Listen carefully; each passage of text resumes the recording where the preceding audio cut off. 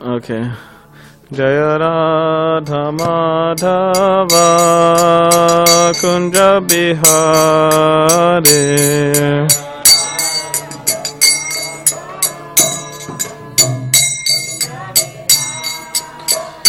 Jai Radha Madhava Kunja Bihari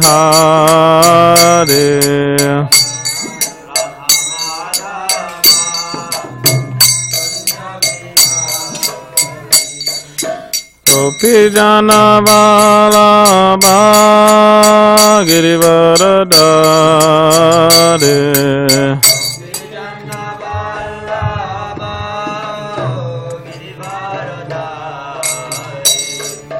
Gopi Jana Vallabha Girivaradari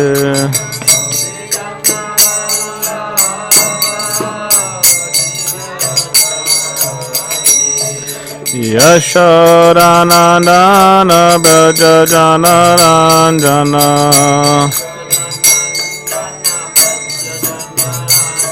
Yashodanandana Braja Jana Ranjana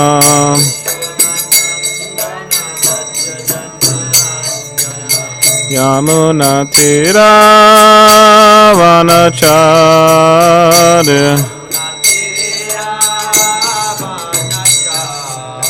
Yamuna Tira Vanachari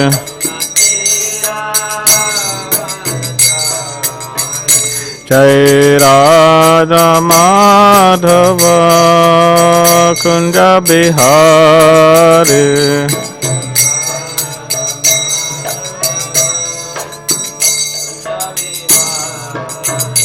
Jaya Radha Madhava Kunja Bihari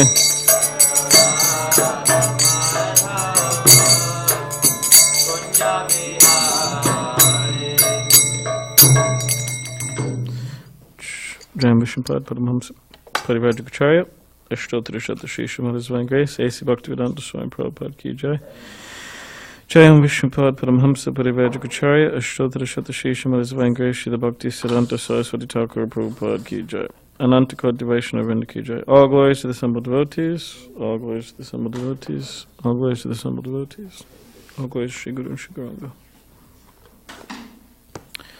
Hare Krishna.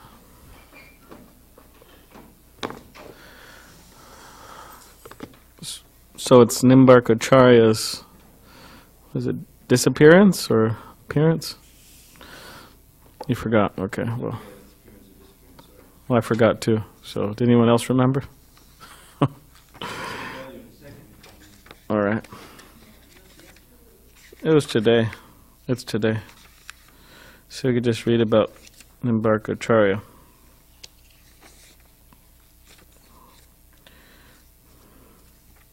A great teacher.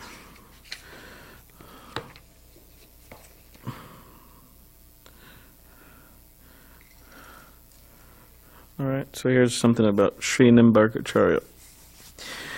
Accurate biographies are difficult to find, yet authorities agree that Sri Nimbarkacharya preached Krishna consciousness about 300 years before the advent of Sri Chaitanya Mahaprabhu. It's about 800 years ago. In Navadvip Dham Mahatmyam, Srila Bhaktivinoda Thakur says that Nimbarka had previously worshipped Lord Shiva in Bilva Paksha, Rudra Dweep, Navadvip. Lord Shiva appeared before Nimbarka, instructing him to take initiation from the 4 Kumaras who were meditating nearby. Nimbarka received Radha Krishna mantra and continued living in Navadvip. Following the teachings of Sanat Kumar Samhita, he worshipped Radha and Krishna with great love. Soon Radha and Krishna appeared before Nimbarka. Then the divine couple displayed their unified form as Sri Gauranga Mahaprabhu. Lord Gauranga said, Nimbarka, in the future,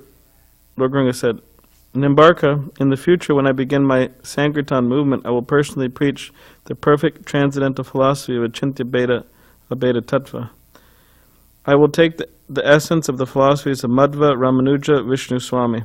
From you, Nimbarka, I will take two important principles. One, the necessity of taking shelter of Srimati Radharani, and two, the highest esteem of the Raj Gopis' love for Sri Krishna. Lord Ranga disappeared after instructing Nimbarka. Shedding tears of ecstasy, Nimbarka left Navadvip to begin his preaching mission. In Chaitanya Leela, Nimbarka appeared as Keshava Kashmiri and received love of Godhead directly from Nimai Pandit.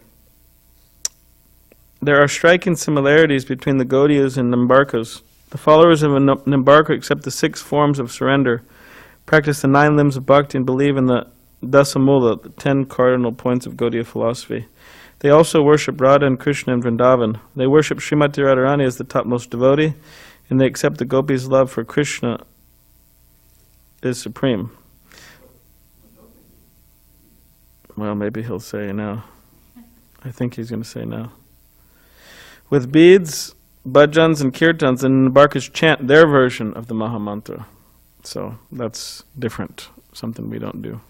This is what they chant. We chant Hare Krishna. They chant Radhe Krishna, Krishna Krishna, Radhe Radhe, Radhe Sham, Sham Sham, Radhe Radhe. That's what they do. In Vrindavan, about 1 mile from Govardhan, there is a village of Nimgoan, named after Nimbarkacharya, who lived there from childhood and later performed bhajan there. Many of Radha Krishna's pastime places in Vrindavan are now maintained by the Nimbarka sect. In Mathura Vrindavan, innumerable devotees follow Nimbarka's path of bhakti. The Shriji Mandir, just off Loy Bazaar in Vrindavan, serves as the center of Nimbarka Sampradaya. It's appearance day of Nimbarkacharya.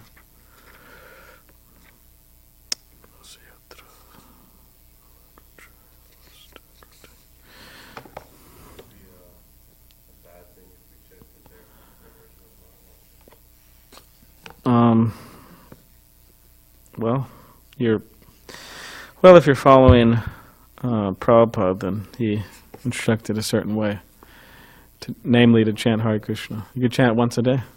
Okay, Triveda Prabhu gave blessings. You could chant once a day. You could try to do it when you're leading Mangal Arti. Make sure Bhajanarayan Swami is here too.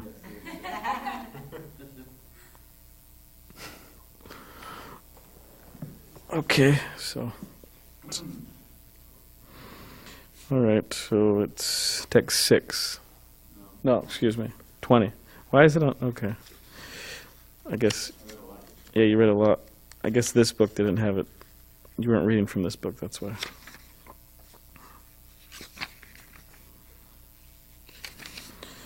Okay, 20. Om Namo Bhagavate Vasudevaya. Om Namo Bhagavate Vasudevaya. Om Namo Bhagavate Vasudevaya.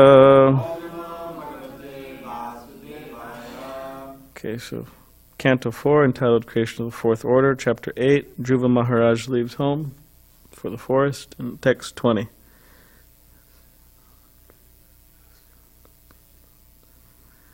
Yasyangri Padmam Paricharya Vishva Vibhavanayata Gunabhipate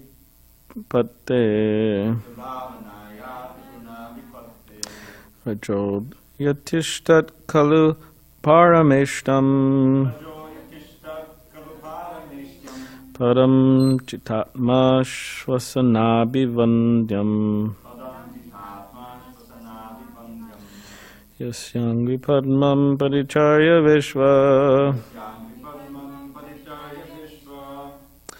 Vibhavanayata Gunabhipate Ajotyatistat Kalu Parameshtam Param Jitatma Swasanabhibandhyam Yasyangri Padmam Paricharya Vishva Vibhavanayata gunabhipatehe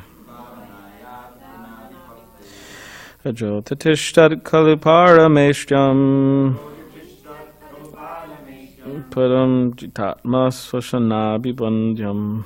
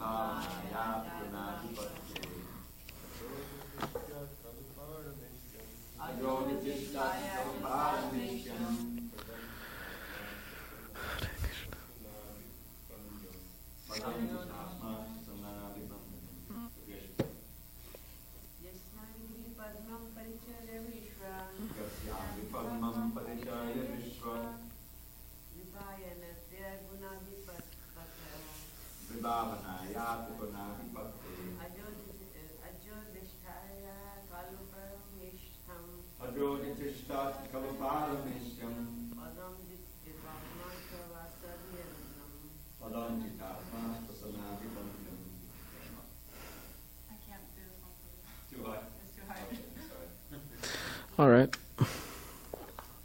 Word by word. Yasya, whose? Angri, leg. Padmam, lotus feet. Paricharya, worshipping. Vishwa, universe. Vibhavanaya, for creating. Atta, received. Guna abhipate, for acquiring the required qualifications. Rajaha, the unborn Lord Brahma. Adhishtat, became situated. Kalu, undoubtedly. Parameshyam, this supreme position within the universe. Padam, position. Chitta Atma, one who has conquered his mind. Shvasana, by controlling the life air. Abhivandyam, worshipable. Translation. Suniti continued, the Supreme Personality of Godhead is so great that simply by worshipping his lotus feet, your great-grandfather, Lord Brahma, acquired the necessary qualifications to create this universe. Although he is unborn and is the chief of all living creatures, he is situated in that exalted post because of the mercy of the Supreme Personality of Godhead, whom even great yogis worship by controlling the mind and regulating the life air, prana. Purport. Suniti cited the example Lord Brahma, who was Dhruva Maharaj's great-grandfather. Although Lord Brahma is also a living being, by his penance and austerity he acquired the exalted position of creator of this universe by the mercy of the Supreme Lord. To become successful in any attempt, one not only has to undergo severe penances and austerities, but also must be dependent on the mercy of the Supreme Personality of Godhead. This indication has been given to Dhruva Maharaj by his stepmother, and was now confirmed by his own mother, Suniti. Omagyanativarandasya Kananjana Shalakaya Chukshulanmilitam Yena Tasmai Shigurave Namaha Mukham Kariravachalam Pangam Langayate Girim Yakripatamaham Vande Shigurun Dinitarinam Vancha Kapluribhishcha Kripasindabhyavacha Patitanam Pavanebhyo Vaishnavebhyo Namo Namaha Shri Krishna Chaitanya Prabhu Nityananda Shri Advaita Gadadhar Shivasadi Gaura Bhaktivinoda Hare Krishna Krishna Krishna Hare Hare Hare Rama Rama Rama Hare Hare.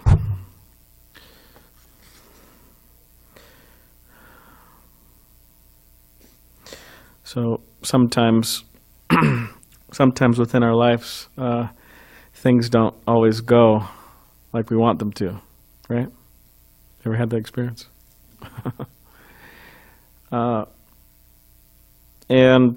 And that could be very disturbing. I mean, just like Dhruva Maharaj, he was a young boy, and he wanted the affection of his father, which generally, that's how the children are, right? They want the affection of their parents. It's very important for their development of their consciousness and mind, and so they become somewhat decent people, or good people when they grow up.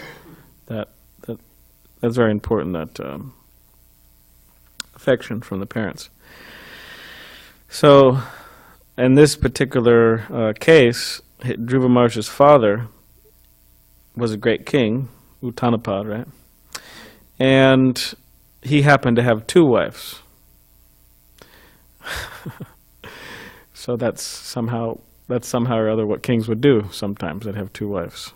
Anyways, we're not going to get into all the reasons why and all that, but whatever the case, he had 2 wives. So, and one of the wives was Suniti, Dhruva Maharaj's mother, and she was very virtuous and just very good person. And then Suruchi, she was, I'm sure on some level, a good person, but she displayed some cruelty to her stepson, Dhruva Maharaj. So the stepson was, Suruchi's son was on the father's lap, and then Dhruva Maharaj tried to get on the other side of the lap. So then Suruchi said, "Oh, you can't do that because you're not my son, and actually you have to die and take another birth in my womb, and then you could sit on your father's lap." So, and then the father just, because he was attached to Suruchi, the father just accepted it, and Dhruva Maharaj was completely, his heart was broken, right? So in other words, it didn't go his way, Dhruva Maharaj, it didn't go his way, and he became very upset about that. So similarly, within our lives, there's so many cases, maybe on a daily basis, maybe on a weekly basis, monthly basis, yearly basis. There's so many cases in which things just don't go our way. Just like all of the people whose houses were burnt down. There was anyways, the thing I heard, it was like 12,000 houses burnt down. And interesting, one of the places where the house was burned down, I don't know if it was the main place or whatever, but it was Paradise. Right? There's fires in Paradise also. I mean, I haven't, I was driving to Bob's house, and walked to Bob's house, good old Bob, right? Driving to his house, he was having a program over there, and I happened to be by myself. No one went with me, so anyways, that's okay. But I was by myself, and I wanted to listen to some kirtan, so I turned up the little knob for the kirtan, and then there's no kirtan in there. So, oh great! I pressed the eject button. There's no CD in there. I think we need to get some CDs in that van. But so I was saying okay, and I was just driving up there, and I haven't done this in I don't know, maybe at least a decade. But I said, okay, well, anyways, let's just... So I turned on the knob, the radio, the news, SanDiego news, they call it, Kogo or whatever. Not sure what that refers to. So, and I was thinking, okay, well, what do these people have to say? So then, yeah, they started getting into all the fires, the forest fires, the fires burning down 12,000 people's houses, and all these different, some border, they had some news about the border. Apparently there's, I don't know, they said like 10,000 people from Mexico and further, I don't think exactly Mexico, but they're coming up. And one lady, she was saying that, oh yeah, there's like 500 criminals where they're trying to come into America.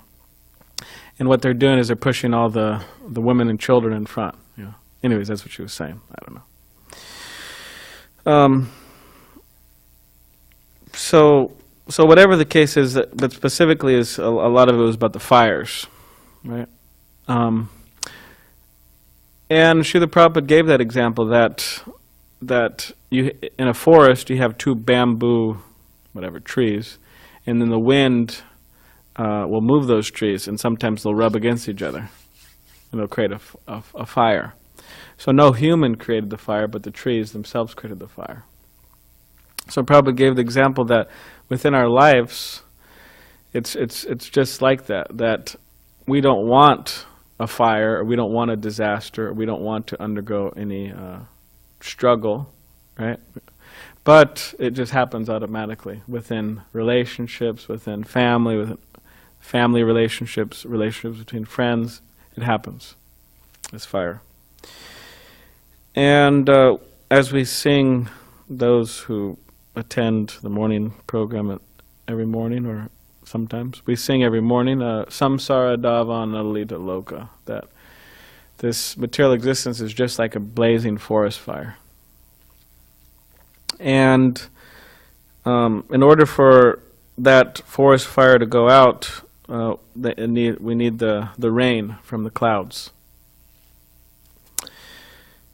And so that's the spiritual master, the guru. He gives instructions by which the forest fire of material existence is put out. In other words, our anxiety and all these other negative things we may experience. So the instructions he gives us puts that out if we take them. And the cloud doesn't get, right? The cloud, it's right from the ocean. Water's coming, ultimately. So similarly, the spiritual master, the guru, he doesn't have his own mercy, right, or her own mercy. The devotees don't have their own mercy to give, but they get that from Krishna. They get that from Krishna. So,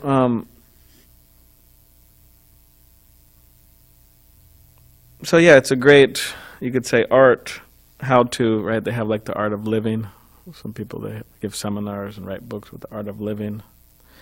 But everything's actually a great art in the sense of how to live a successful life. And successful life means a life that is full of loving relationships, and specifically a life that has as its primary goal a loving relationship with Krishna, the Supreme Personality of Godhead.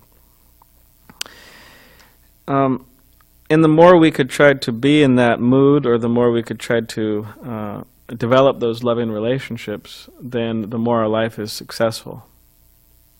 And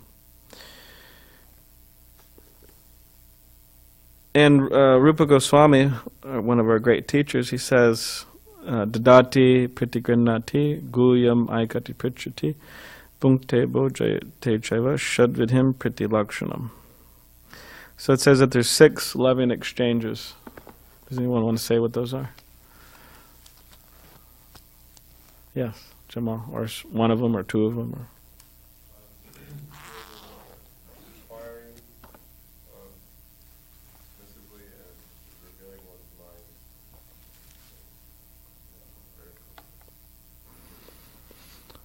So inquiring and revealing our minds, okay. Yeah. Giving gifts, receiving gifts. What do you think, Zach? Huh? That was yours?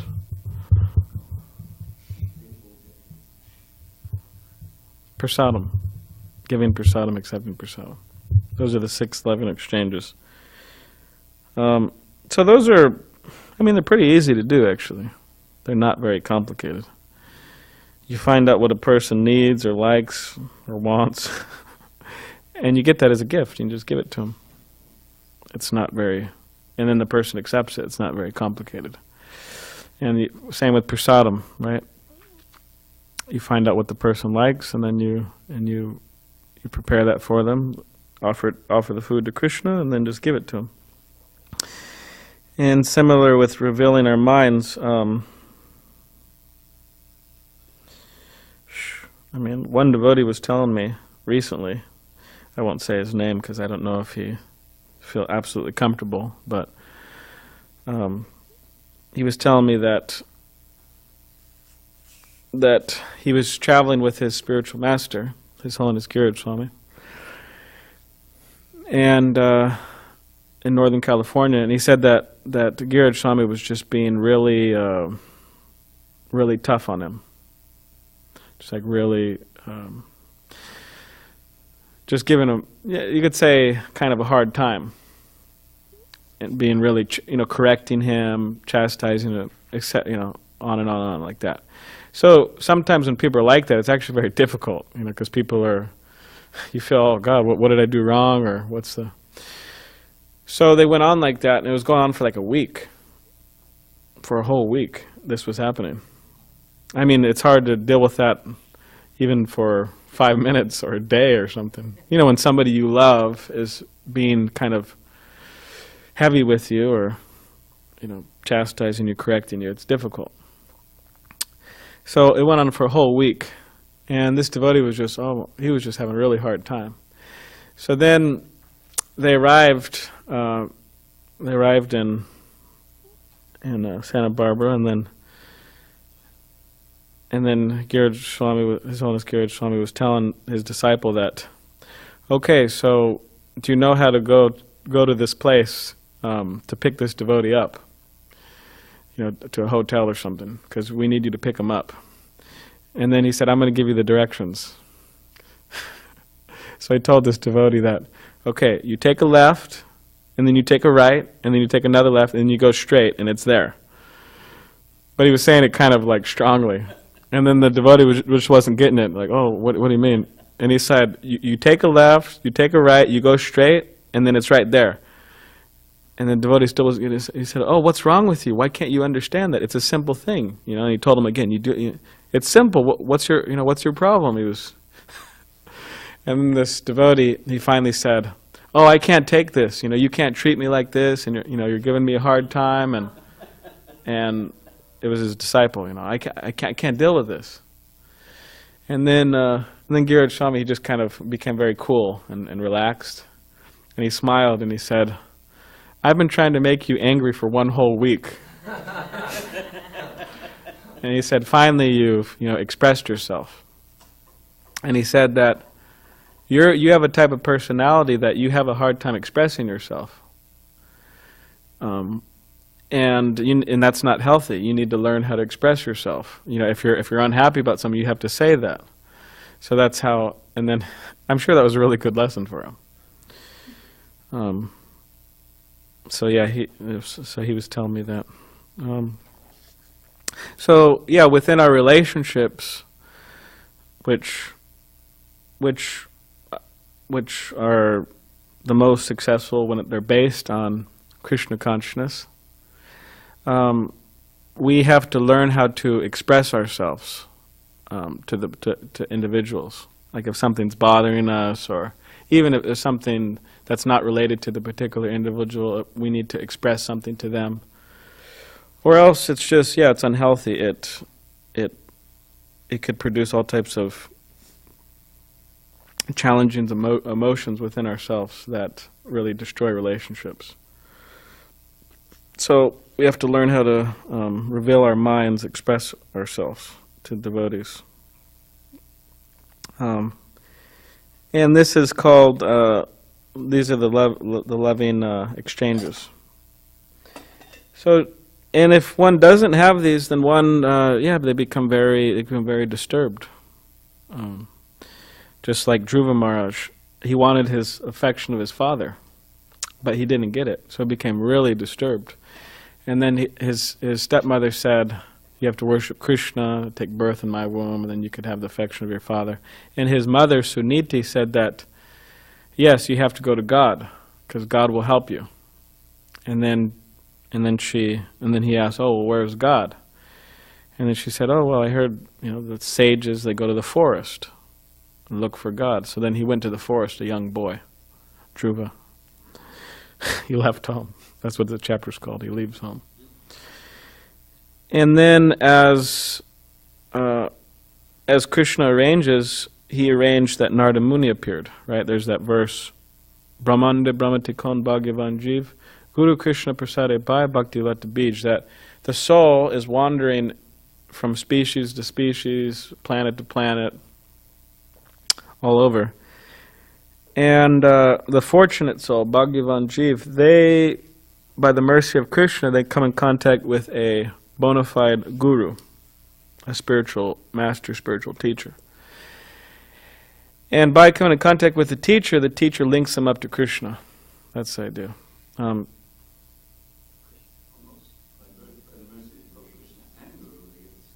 Yeah, they get the seed of bhakti. So, and then when that happens, then a person could become, a person has a chance to become successful. So that's what happened with Dhruva Maharaj. He was there in the forest looking for God, so he could get a greater kingdom than his great-great-grandfather, is it?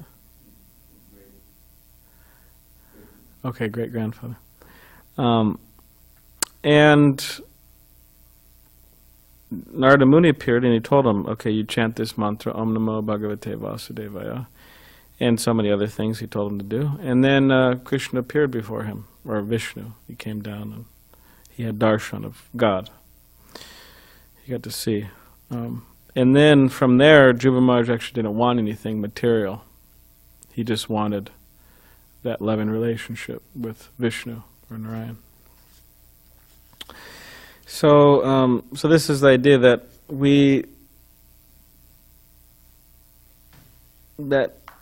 in relationships between others and Krishna, we may want certain things. Okay, well, I'm associated with this person because whatever, they give me money or they flatter me or by associating with this person, I'm able to rise up in the corporate world or something because they have a high position and I associate with them and I could make my way up and so on. There's so many reasons, material reasons people associate with each other. But ultimately, you could say in these unconditional loving relationships that we're meant to develop, we're actually we actually don't want anything from the person. We don't want anything. We just want their, well, I guess it's something. We just want to have that loving relationship. It's not based on anything material. So that's the idea. As this pastime goes on, Dhruva Maharaj is going to realize Krishna, realize God, and we're going to see the amazing process he went through to do that. And also that brings back to our life that in order to become successful in Krishna consciousness, that we also have to undergo some difficulties, some challenges. And by undergoing those challenges, just like we're in the month of Damodar, Mother Yashoda, she was undergoing so many challenges to tie up Krishna. And then Krishna gave his mercy and allowed her to tie him up. So similarly, if we engage in hard work to get Krishna's mercy, then Krishna will eventually give us his mercy and we'll be able to tie Krishna up or have that loving relationship. So does anyone have any questions or comments? You got a nice sweater in there, Suresh. Krishna's on your sweater. Yes.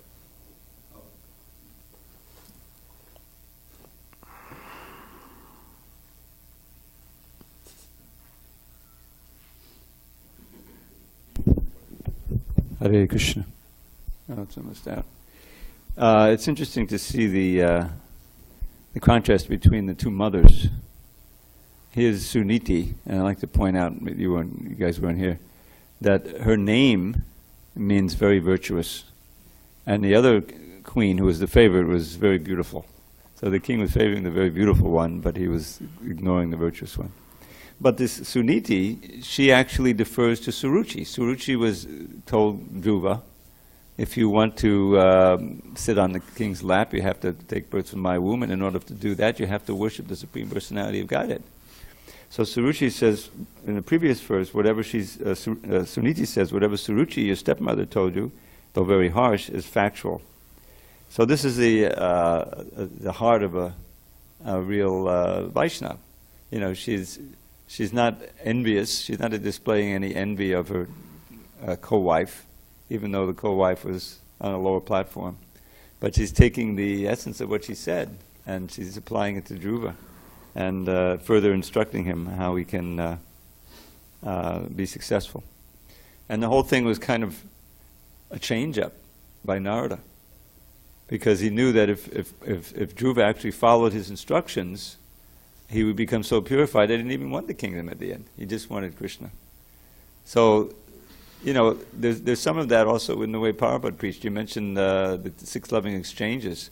So a huge part of Prabhupada's preaching, especially at the beginning and throughout, was prasadam distribution. And he was very insisting that whoever comes to the temple could get a little prasadam, so that they feel the love. And especially if the prasadam is very, very delectable, then people will come back for that. One devotee told me that back in the early 70s, a program started in Boulder, I think it was Boulder or Denver, and it was like a lunch program or a Friday dinner program. And the prasadam was so delectable near the campus that after 1-2 devotees came in for a month, 50 devotees were coming, 50 students were coming in order to just get that lunch. So that's bringing it to the sangha of devotees, and that's it's also been 6 loving.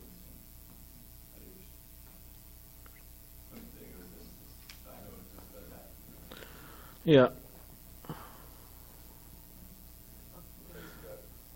This question is this is a question from Girdhari Priya from Santa Barbara. Oh wow. And he says just ask him and record it. So I'm gonna record it after. He says, how do we balance expressing ourselves when we are not happy or disturbed with being tolerant and humble? All right. How do we express ourselves when we were disturbed, and how do we balance it? Let me see. Can I see that? I could read it out loud. Yeah, it's better to read it. I'm having a hard time just sitting here, to be quite honest. I'm not feeling very well. How do we balance expressing ourselves when we are not happy or disturbed with being tolerant and humble? That's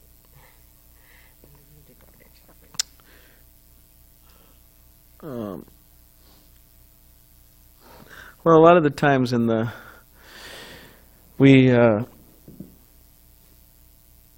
we become disturbed over something. We can put it here. I'll give it back to you. I'm not going to steal your phone. We become disturbed over something because, our desires are frustrated. We want something to go a particular way. We want people to treat us a particular way. And then our desires are frustrated, so we become disturbed, we become unhappy. And generally, it's with people, right? Like Radhanath Swami said something about, I had an easy time in the forest, it was just a bunch of animals, but when I come to the cities and deal with the people, it's actually more difficult. And so most of the time we become disturbed over people, what they say, what they don't say, and how they treat us, and so on. So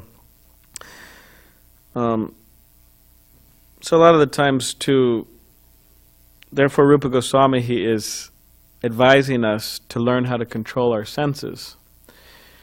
And our tongues is also one of them. That not only we control our tongue and what we eat and when we eat and how we eat, but we control our tongue and what we say and who we say it to and when we say it. So yeah, we have to ask ourselves, okay, this person is disturbing me, but is this going to be the most beneficial to bring this up right now? And is it actually necessary? And is it gonna change anything positively? And a lot of the times the answer is no. That in the heat of the moment, you could say, when somebody's treating us a particular way, if we try to react at that particular moment, a lot of the times it doesn't go so well. So in other words, to whatever people say to us, later on, we may, later on means, I don't know, a few hours, an hour, a day, 2 days, we tell them, oh, hey, by the way, you said that to me, and to be quite honest, I'm quite disturbed by it. And what did you mean by that? And try to have some communication. Now, of course, that might turn into a fight too, right? But what to do? But as far as possible, we want to try to communicate and express ourselves in a, you could say, controlled, reasonable fashion, in a cool way. And then, yeah, if the other person reacts, then I guess that's just a time where we can learn how to be more humble and tolerant, which is challenging, very challenging. So yeah, if somebody wrongs us, then I mean, ultimately we should, like I remember hearing recently, there was some meeting where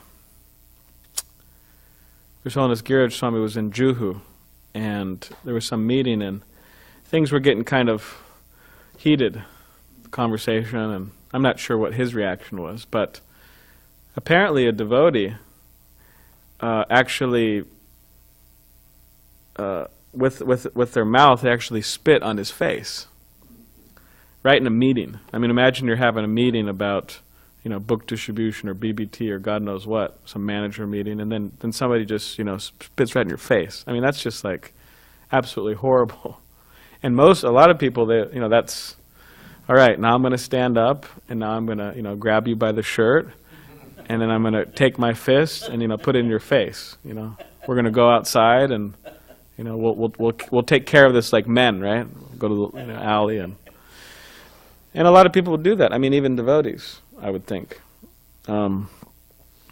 But as the account goes, he just, you know, wiped it off of his face, and that was it. He didn't, you know, the big reaction. So this is, you could say, example of extreme control. So yeah, I mean, that's quite a test, right? Test your humility and tolerance. Somebody, you know, spits on your face.